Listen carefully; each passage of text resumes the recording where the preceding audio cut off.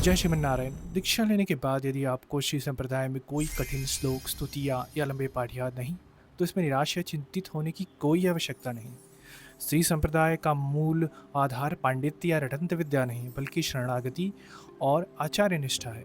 क्योंकि यदि हम सीधे भगवान तक अपनी प्रार्थना पहुंचाते हैं, तो भगवान हमारे कर्मों के ऊपर देखते हैं।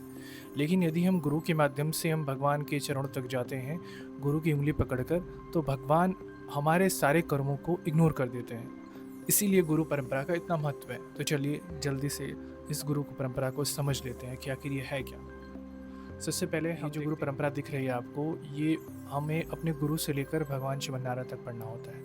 लेकिन इस गुरु परंपरा को हम भगवान श्रीमन्नारायण से समझते हैं कि कैसे ये परंपरा वैकुंठ से धरती पर आई। तो सबसे पहले भगवान श्रीधराय नमः अर्थात भगवान श्रीमन्नारायण स्वयं है, उन्होंने यह ज्ञान माता लक्ष्मी को दिया।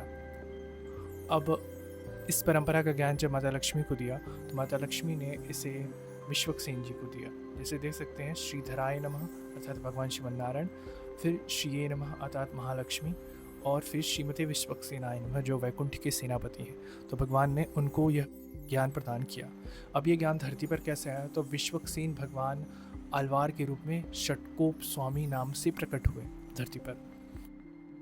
उन्होंने यह ज्ञान इस माध्यम से हमारे संप्रदाय के रूप में प्रकट किया। षटकोप स्वामी जी 12 अलवारों में से एक थे। 12 अलवारों में अन्य अलवार भगवान के ही पार्षद तथा उनकी आयुध के अवतार थे। अलवारों के जाने के बाद उनके द्वारा रचे गए जो 4000 पदों के दिव्य प्रबंधन थे, जिन्हें तमिल वेद के नाम से भी जाना जाता है, अब वह उपलब्ध नहीं था। जिसके बाद इस ज्ञान को फिर से जीवित करने का और इस परंपरा को फिर से प्रतिष्ठित करने का जो श्रेय है वो नाथ मुनि जी को जाता है। नाथ मुनि जी ने तपस्या से श्री षटकोप स्वामी जी के द्वारा फिर से इस दिव्य प्रबंधन को प्राप्त किया तथा उनसे दीक्षा ग्रहण की। इसके पश्चात उन्होंने अपना यह जो परंपरा है वो पुंडरीकाक्ष जी के माध्यम से उन्हें दीक्षा देकर आगे बढ़ाया। इसके बाद पुंडरीकाक्ष जी ने राम मिश्र स्वामी जी को अपना शिष्य बनाया। फिर राम मिश्र स्वामी जी ने यामुनाचार्य जी को शिष्य बनाया। फिर यामुनाचार्य जी ने परांकुश दास अर्थात महापुरुष स्वामी जी को अपना शिष्य बनाया।